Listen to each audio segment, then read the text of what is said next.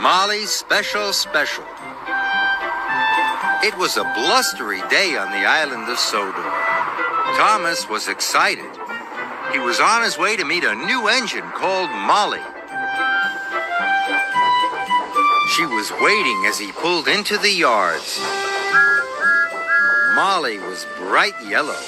She had great big wheels and a shiny funnel. She looked very smart. "Hello," Thomas puffed cheerfully. "Hello," Molly chuffed back. Molly looked sad. "What's the matter?" asked Thomas. "Emily laughed at me because I have to take empty freight cars to the coaling plant," Molly puffed sadly. "I want to take full freight cars like a really useful engine." This made Thomas feel sad. "How can I help Molly feel important?" he thought to himself. Then he saw some tarps flapping in the wind. This gave Thomas an idea. "I know what we can do," puffed Thomas. Molly reversed the empty freight cars into a siding. Thomas asked Molly's driver to cover her freight cars with the tarps. "With your cars covered up, no one will know they are empty," puffed Thomas. "We can make everyone think you're carrying a special delivery." "Then I will feel important," Molly chuffed cheerfully. Later, when Thomas saw Emily at the station, he told her all about Molly's special. "What is it?" asked Emily. "Not telling," Thomas puffed. "But it's the most special of all." And every time Thomas saw another engine, he told them all about Molly's special. Soon all the engines were talking about Molly's special. They were excited, except Gordon. "It won't be as important as my Express," Gordon huffed. "Molly's special is much more important than the Express," puffed Thomas. "And you'll see it tonight at Abbey Station." But then Thomas was worried. How can I make Molly's freight cars look even more special than Gordon's Express, he wondered.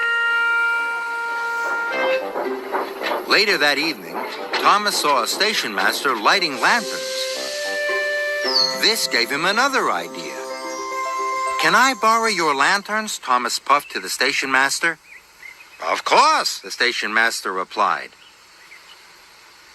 Soon, Thomas's trucks were filled with the lanterns, and he puffed away to find Molly.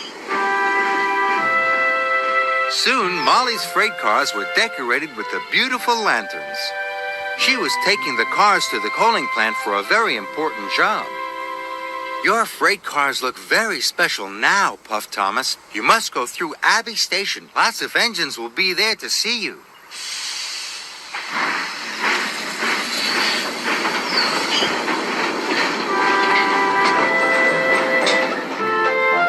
The lanterns on Molly's freight cars twinkled like stars in the night. When Thomas and Molly arrived at Abbey Station, Emily, Percy, and Gordon were waiting. Percy gasped. "Ooh, she looks magnificent," exclaimed Emily. And for the first time since she'd been on Sodor, Molly felt special. But not for long. A strong gust of wind blew one of the tarps into the air. "Oh no!" gasped Thomas. Now everyone could see there was nothing inside. "Those freight cars are empty," Gordon huffed. "I knew it couldn't be as important as the Express." "So there isn't a special? Percy puffed sadly. Molly felt silly and not very important at all. So she puffed away as fast as she could. Thomas felt very bad. Just then, Sir Topham Hatt called the station master. And the station master came to see Thomas. "There are lots of engines waiting at the coaling plant," the station master said. "They're waiting for Molly's freight cars." "Oh no," moaned Thomas. "I've got to find Molly quickly." Molly had stopped in a siding. She looked very sad. I'm sorry I made you look silly, puffed Thomas, but they are waiting for your empty freight cars at the coaling plant. But I've nearly run out of coal, moaned Molly. Don't worry, puffed Thomas. I can help you get there. So Thomas pushed and Molly pulled. Thomas and Molly worked together.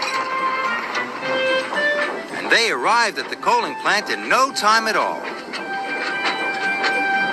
There were lots of engines waiting for them. They all needed the empty freight cars to start their nighttime deliveries. Your empty freight cars were important after all, puffed Thomas.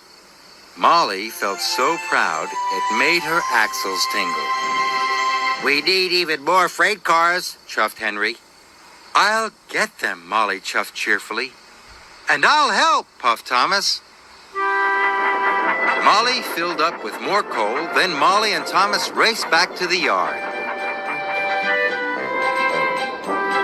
They collected some more empty freight cars, and they puffed quickly away.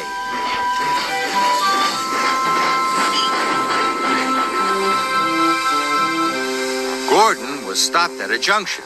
His signal had turned to red. Out of the way, puffed Molly. Empty freight cars coming through? You see, laughed Thomas. Sometimes empty freight cars are more important than your express. Gordon's face went as red as the signal. And Molly felt more special than special.